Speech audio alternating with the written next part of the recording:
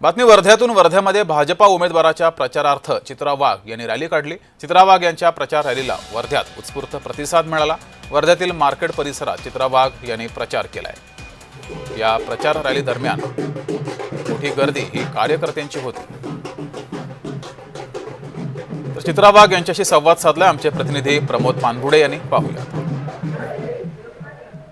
भाजपच्या प्रचारासाठी चित्रा वाघ ह्या वर्ध्यात आलेल्या आहेत। भव्य रॅली काढत आहेत आणि रॅलीमधून त्या नागरिकांना संबोधित करत आहेत। शहरातील जे मार्ग आहे त्या मार्गाने रॅली काढत आहेत। काय सांगाल प्रचाराच्या रॅली? अतिशय सुंदर आणि उत्साह लोकांमध्ये आपल्याला पाहायला मिळतोय आणि अतिशय चांगलं काम हे देवाभाऊच्या माध्यमातून राज्यभरात होतंय।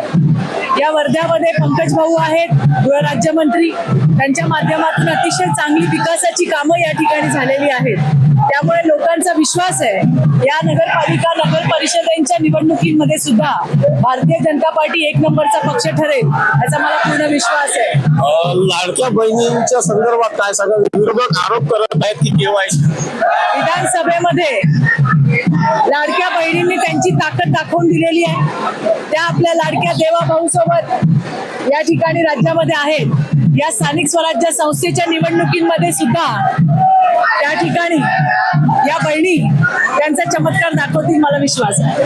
नक्कीच या निवडणुकीत सुद्धा लाडक्या बहिणी आपला चमत्कार दाखवतील असा विश्वास चित्रा वाघ यांनी व्यक्त केला आहे। प्रमोद पानपुडे, जय महाराष्ट्र वृत्तवाहिनी, वर्धा।